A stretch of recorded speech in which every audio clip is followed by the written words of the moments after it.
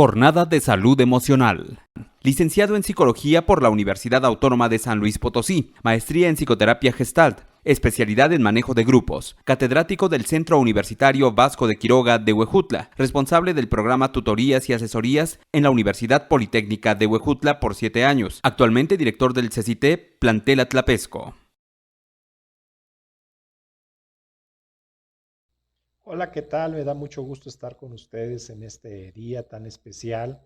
Agradezco mucho a la Escuela Superior de Huejutla el haber hecho esta invitación a un servidor para poder participar con ustedes en esta jornada de salud emocional, impartiendo una plática más que una conferencia acerca del manejo psicológico frente al COVID-19. Como ya lo escucharon, mi nombre es Rodolfo Cisneros Terán.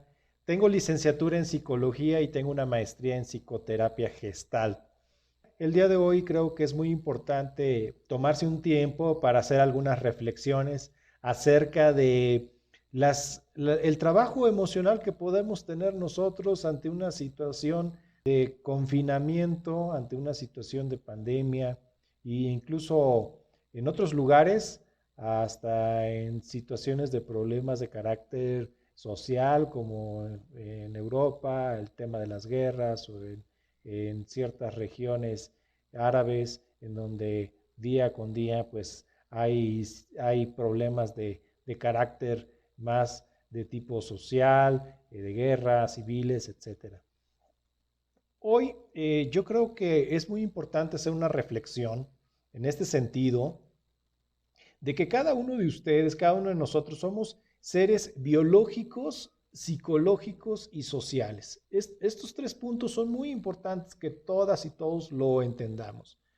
Por principio de cuentas, nosotros somos seres biológicos, es decir, estamos expuestos a un sinfín de situaciones y de padecimientos que podamos tener, ¿no?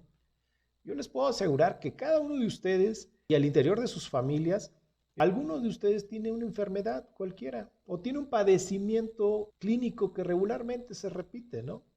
Por ejemplo, hay gente que es muy propensa a tener migraña, hay gente que es muy propensa a tener padecimientos bucales, hay gente que es muy propensa a tener problemas en la piel, ¿no? Hay gente que es muy propensa a tener acné, hay gente que es muy propensa tal vez a tener alguna enfermedad de carácter, no sé, de algún virus, alguna situación extraordinaria. Entonces yo no soy médico, sin embargo, sí entiendo, sí entendemos que somos seres biológicos y por lo tanto estamos expuestos a cualquier cosa, ¿no? Si el día de hoy tú te comes un producto caducado, pues eventualmente te puede generar una infección estomacal. Y a veces se nos olvida o a veces perdemos el sentido de que al final de cuentas estamos expuestos de que nuestro cuerpo en cualquiera de sus situaciones pueda vivir alguna especie de padecimiento. Entonces somos seres biológicos, somos seres en constante cambio. Ustedes que son adolescentes están viviendo una etapa de constantes cambios y uno de esos primeros cambios se da a nivel biológico, a nivel físico. El segundo punto es que somos seres psicológicos, es decir, que tenemos pensamientos, ideas, emociones y que estos pensamientos y esas emociones están siempre relacionadas con lo que nos sucede alrededor de nuestra vida, ¿no? Por ejemplo, nos enamoramos, nos entristecemos, tenemos miedos, tenemos alegrías, ¿sí? Sentimos afectos por personas, por objetos, nos identificamos con modas, con estilos, con formas de ser. Y una de las características del adolescente es que está buscando una respuesta, es ¿quién soy yo? ¿No? ¿Quién soy yo? ¿Qué quiero hacer con mi vida? Y el tercer punto es que somos seres sociales. Entonces, en esta situación, nosotros somos personas que nos gusta interactuar con otras personas, que solemos hablar, platicar, conversar, interactuar, generar sentimientos en otra persona, generar gustos en otras personas. Nos identificamos con otras personas, buscamos modelos a seguir. Yo les puedo asegurar que muchos de ustedes tienen un grupo favorito de música, tienen ciertos estilos de peinado en el cual imitan a alguien más, tal vez a un personaje, o, o les gusta vestir en ciertas modas porque es lo que les llama la atención de lo que sucede, convivir con otros entornos, ¿no? Con otras personas. De tal forma que muchas veces tratamos de llevar una vida lo más estable o equilibrada posible en estos tres aspectos, ¿no? Sin embargo, cuando una situación extraordinaria llega a nuestras vidas, de alguna u otra manera pone en riesgo este equilibrio, esta estabilidad, ¿no? ¿Qué sucede en este caso con la pandemia que estamos viviendo a nivel internacional? Pues que en principio lo que pone en riesgo es nuestro equilibrio biológico, ¿no? Es nuestra salud. Es una realidad que esta enfermedad pone en riesgo nuestro estado físico, nuestra salud. Sin embargo, no es la primera enfermedad que existe en el mundo. Hay muchas otras enfermedades que están presentes y que de alguna u otra manera pueden afectarnos, ¿no? Y hay enfermedades que han llegado y que no se han ido, ¿no? Como por ejemplo el SIDA, el cáncer, enfermedades que han estado por mucho tiempo. Podríamos hacer una lista enorme, insisto, respetando los parámetros médicos o los parámetros que establecen las instituciones de salud. Sin embargo, son enfermedades o padecimientos que han existido y que van a seguir existiendo y que llegan muchas veces para quedarse. Pero también estamos en riesgo de contraer enfermedades en cualquier otro ámbito de nuestra vida, ¿no? Entonces, hoy llega una enfermedad, un padecimiento que nos pone a todos alerta, ¿no? Y que entonces, ante este padecimiento, viene una decisión que es que la mayoría de nosotros permanezcamos en casa, que vayamos a nuestro hogar, a protegernos, a cuidarnos, porque una de las características es que esta enfermedad es muy contagiable, ¿no? Y entonces ahí es cuando viene una catástrofe al interior de nuestras vidas, ¿no? Cuando hablo de catástrofes es porque estoy haciendo referencia a una teoría que se llama así, teoría de catástrofes, que yo les invito a poderla revisar, a buscarla y poderla leer para comprenderla. A grandes rasgos, lo que nos habla o que nos dice esta teoría es que un pequeño cambio en una región muy alejada de donde nosotros vivimos va a generar un cambio probablemente muy drástico en el lugar en el que actualmente estamos, ¿no? Y eso es lo que sucedió ahora en esta situación de pandemia, ¿no? La enfermedad surge en China y se transporta a través de las personas que son turistas, que viajan y llega a todas las otras regiones de Europa, de América, y así va recorriendo a tal grado que se empieza a manifestar en el número de contagios y obviamente con las características que tiene esta enfermedad, pues se empiezan a dar fenómenos de tipo de muerte, ¿no? Un número elevado de personas con muerte.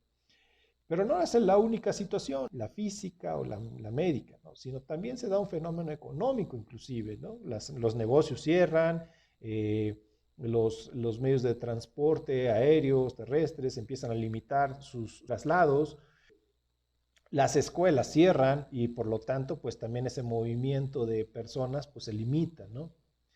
Y también nosotros, las personas, los ciudadanos, vivimos un fenómeno que lo quiero ejemplificar en una familia, ¿no? Vamos a suponer que hay una familia de 5 integrantes, en donde el papá es un maestro, es un docente, trabaja en una escuela, da clases. La mamá se dedica al hogar, pero en sus ratos libres o habitualmente, de lunes a viernes, ella prepara una serie de lonches y los lleva a vender a una escuela cercana a su casa. El hijo mayor se encuentra estudiando fuera de la ciudad, ¿no? Vive en otra ciudad, estudia en la universidad y en periodos vacacionales regresa a casa y convive con la familia.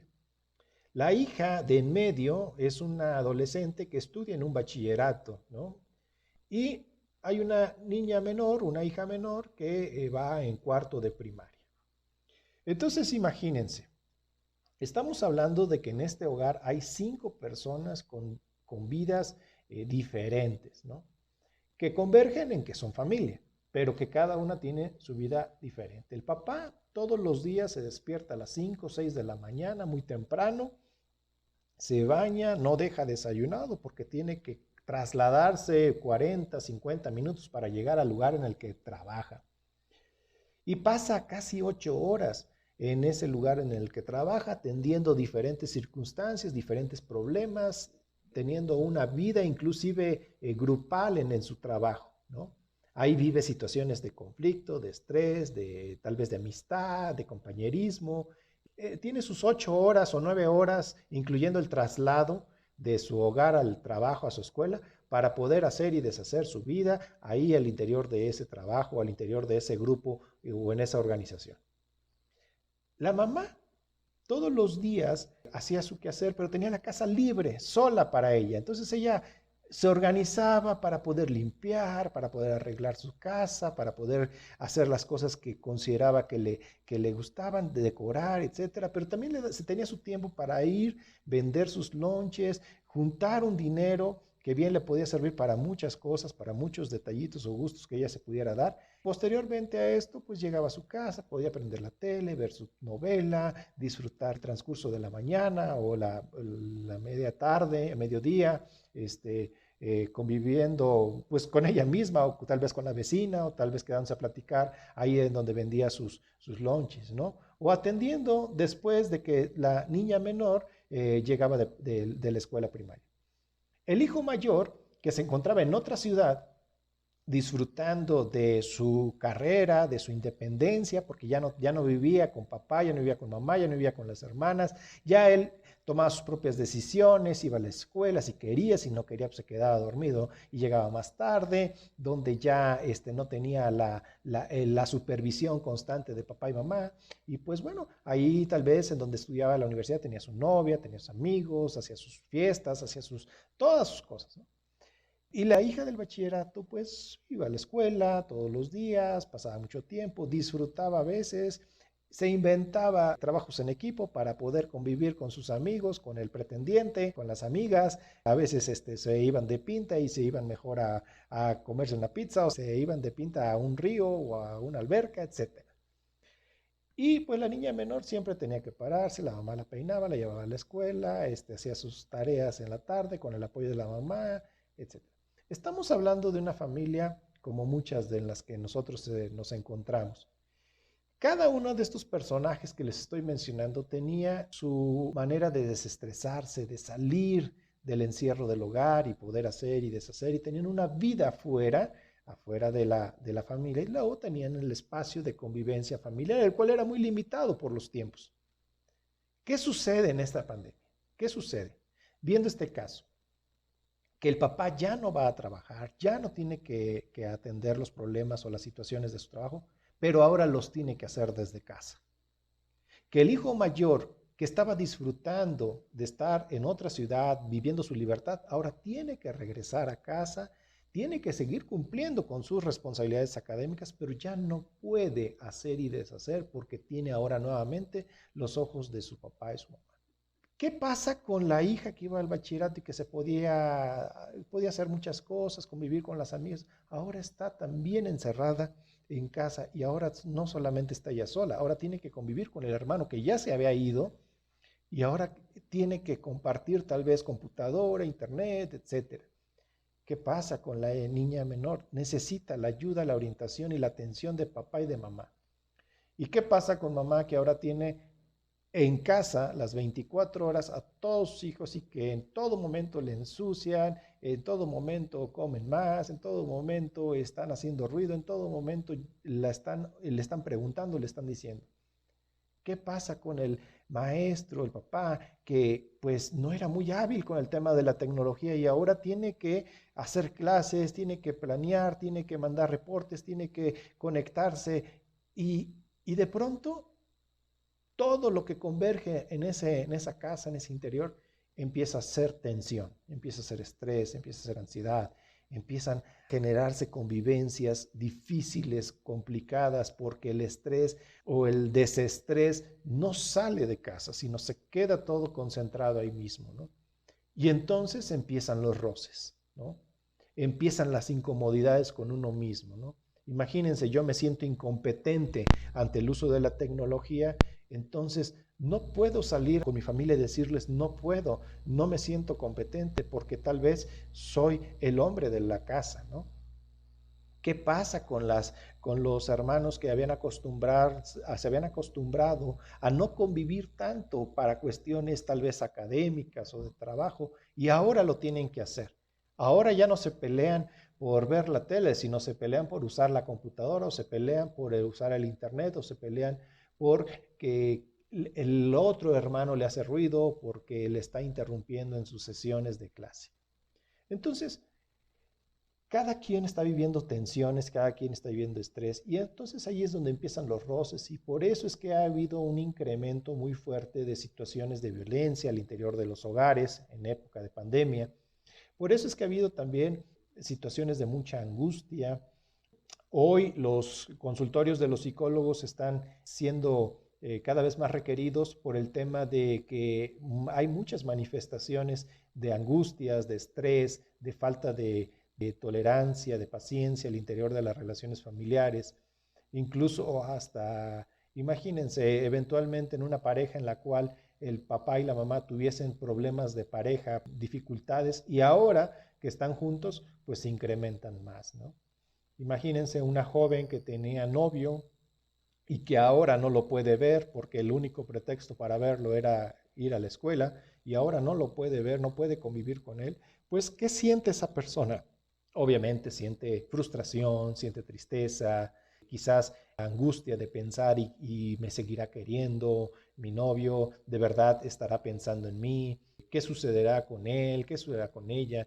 Entonces todos estos fenómenos psicológicos se empiezan a presentar y la pregunta es, ¿qué estamos haciendo para atenderlos, no?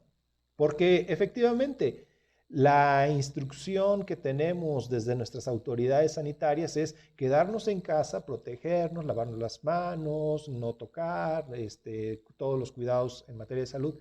Pero ¿qué pasa con el tema de la salud emocional, de la salud psicológica?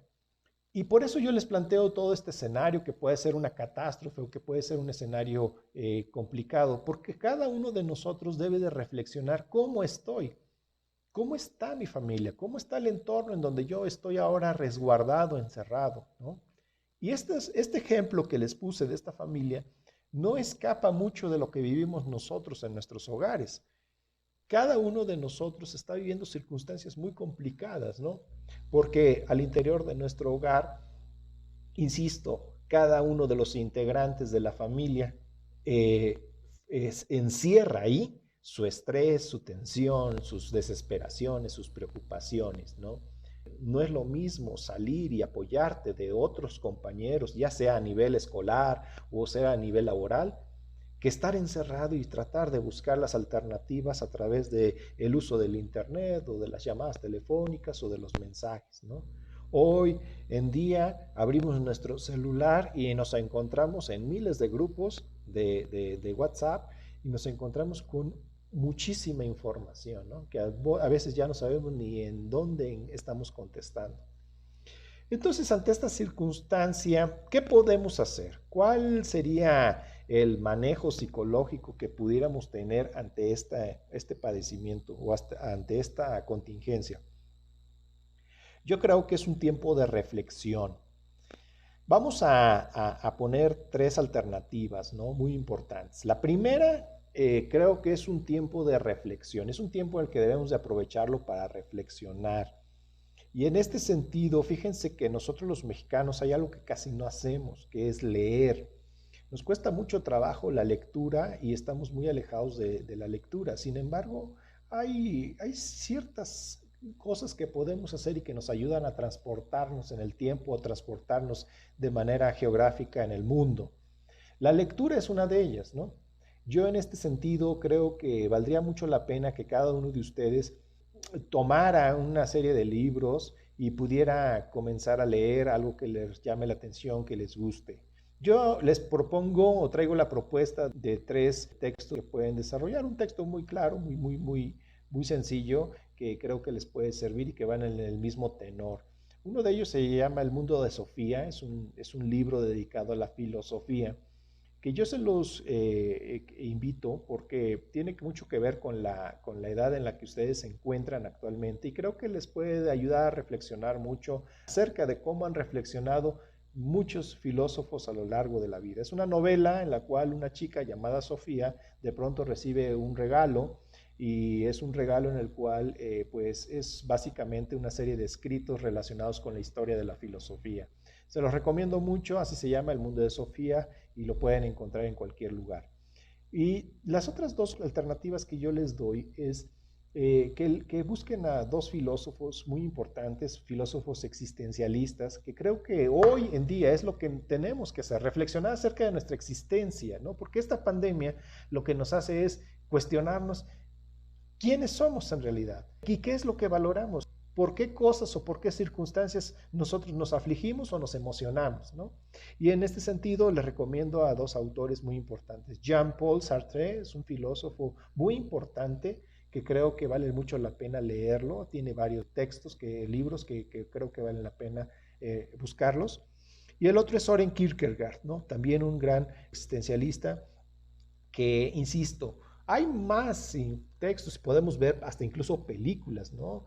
Por ejemplo, la lista de Schindler, podemos leer el diario de Ana Frank. Vaya, hay varias situaciones que podemos nosotros revisar y que están al alcance de nosotros. ¿Y por qué recomendarlos? Porque hoy que estamos en casa, hoy que tenemos tiempo para poder también reflexionar y hacer cosas que nos pongan en una introspección, es muy importante que ustedes como jóvenes se cuestionen, bueno, yo verdaderamente a qué le dedico tanta importancia, ¿no? ¿Qué cosas me mueven? ¿Qué cosas realmente para mí son significativas, ¿no? Porque al final de cuentas, fíjense, pasa un fenómeno bastante curioso. El día que nos dijeron, chicos, se suspenden las clases, todos a casa y después vamos a regresar. Muchos gritaron y dijeron, bravo, fue un festejo, ¿no? Lo aplaudieron. Y ahora les preguntan a los jóvenes adolescentes, chicos, ¿quieren estar en casa? No, regresemos a la escuela. Bueno, pues este fenómeno sucede porque antes, ¿qué era lo que nos importaba? Ahora, ¿qué es lo que nos importa? ¿Qué es lo que nos interesa en nuestra vida? Entonces les recomiendo estas opciones de reflexión, de lectura, de pasajes que pueden ustedes visualizar y que hoy pues los tenemos mucho a la mano a través del Internet. En dado caso de presentar síntomas, por ejemplo, lo primero que hay que hacer es atendernos físicamente, ¿no? Hace poco me llegó una persona al consultorio y me dijo, es que yo empecé a sentir que me faltaba el aire, que no podía respirar, que empezaba a toser. Y le dije, bueno, ¿ya fuiste al doctor? O sea, no podemos estar hoy en día dudando, pensándole, dejando pasar más tiempo. He tenido casos, he conocido casos de personas que en una misma familia fallecieron 3 integrantes en un periodo muy corto de 2 meses, pero fueron personas que aún estando muy sanas, cuando se enfermaron, no se atendieron. Entonces, lo primero que hay que hacer cuando tenemos un síntomas como los que nos han mencionado ya muchas veces nuestras autoridades de salud, es recurrir al médico. Pero si empiezo a tener síntomas que van y vienen, que se presentan, que de pronto me falta el aire, de pronto no, que empiezo a tener ya una tristeza muy constante, que empiezo a tener ya situaciones de mayor sobrecarga, nerviosismo, probablemente sí sea necesario el acudir a la ayuda psicológica. Entonces, aquí lo recomendable es buscar una alternativa cercana donde ustedes estén y no les quita nada, ¿eh? No, tampoco no es un proceso de decir, ay, voy a tener que ir a terapia por un año. No, muchas veces simplemente es tener un momento de reflexión, de introspección, con el apoyo de alguien externo que nos ayude a identificar que lo que tenemos es tal vez un padecimiento más psicológico que físico y entonces nos ayuda a tener una puerta de salida y poder tener un desahogo, una especie de descarga de las emociones que traemos, ¿no? Y el tercer punto es entender algo muy importante. Fíjense, la parte más interesante de todo esto es que esta enfermedad llegó para quedarse, no se va a ir. Es una enfermedad con la que tenemos que aprender a vivir. Por lo tanto, insisto, tenemos que aprender a desarrollar nuevos hábitos de salud, nuevos hábitos de vida. la manera de no contagiarnos es la misma manera o la misma estrategia para no contagiarnos de otras enfermedades.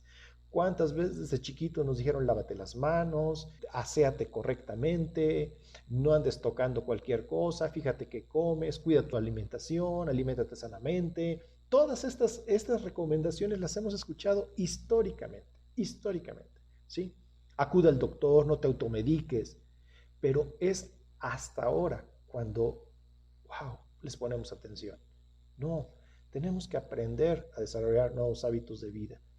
Entonces, ¿por qué? Porque de pronto creemos o escuchamos la frase a veces en la calle que decimos, bueno, cuando esto pase, cuando esto termine, y la pregunta es, si esto llegó para quedarse, ¿cuándo va a terminar? Tenemos que aprender a vivir así. Hay países que ya lo están haciendo, sobre todo en la parte de la región de Europa, pero también ellos tienen otros hábitos de vida y eso es lo que debemos de entender. La gente no sale a la calle si no tiene algo a qué salir. Nosotros los latinos somos más amigables, más afectuosos, más expresivos, salimos a la calle pues para ver, nada más, a ver qué hay. Y no, tenemos que ser muy cuidadosos en este sentido de lo que nosotros hacemos, ¿no? Entonces, por eso creo que debemos de prepararnos para que cuando nos den la luz verde, y no me refiero a los semáforos de los que se mencionan, porque en los semáforos que hablamos de que hay, que nuestro municipio ya está en semáforo rojo, en semáforo a naranja, o que cuando lleguemos a verde, esos semáforos son para temas de epidemiología. No tiene nada que ver con que nosotros logremos pintar el semáforo de un color. Obviamente que en la medida en la que haya más contagios, el semáforo epidemiológico se pinta en un color, ¿no? Pero es una cuestión más epidemiológica. Lo que nosotros tenemos que aprender a hacer es a desarrollar nuestros hábitos de vida sanos y que estos sean repetitivos para que se convierta en una cultura de vida, no nada más en una situación momentánea, ¿no? Por eso es muy importante que cuidemos las tres cosas que yo les mencioné desde un principio. Nuestro cuerpo, obviamente, nuestra mente, nuestras emociones, que son muy importantes y atenderlas, y entenderlas y atenderlas. Y la parte social, ¿no? Tenemos que seguir siendo seres sociales, tenemos que seguir interactuando, pero no quiere decir que dejemos de encontrarnos con otras personas, pero sí tenemos que encontrarnos con la sana distancia, con la sana medida de acercamiento y obviamente con formas muy sanas de ser, ¿no? De interactuar, de elegir personas que sean sanas en nuestro interior. Ahora, no quiere decir que si nos enfermamos seamos malos, no.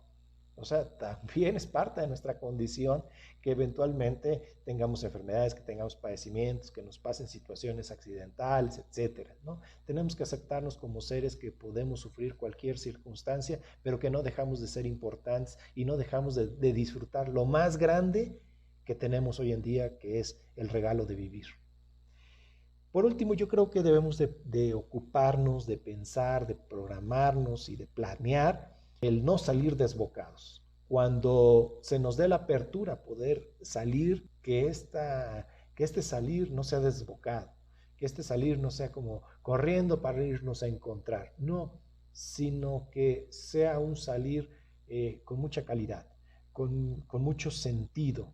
Y por esto creo que es muy importante que estemos preparados para que el día que tengamos que salir, lo hagamos con mayor claridad de hacer cosas con mucho sentido, de hacer cosas con mucho valor, con mucho interés. No descuidemos la parte psicológica, no descuidemos la parte social. Yo los invito a que a partir de esta plática que hemos tenido, ustedes puedan analizar, revisar, valorar y ponerse en el lugar de las personas que para ustedes sean importantes, ¿no? Entender a papá, qué le está pasando a papá, entender a mi mamá, qué le está sucediendo a mi mamá ante esta situación de pandemia, qué le sucede a mis hermanos, cómo se sienten, qué les está pasando. Yo no les voy a poder solucionar a mis hermanos sus problemas o a mis papás determinar sus decisiones, pero lo que sí puedo hacer es primero tratar de entender qué es lo que le está sucediendo, cómo ha cambiado drásticamente su vida y a partir de ahí respetarles, ¿no? A partir de ahí entender que van a vivir alteraciones, biológicas, psicológicas, sociales, y que eso va a repercutir en el equilibrio de su vida, así como también a mí me está repercutiendo en mi estilo de vida.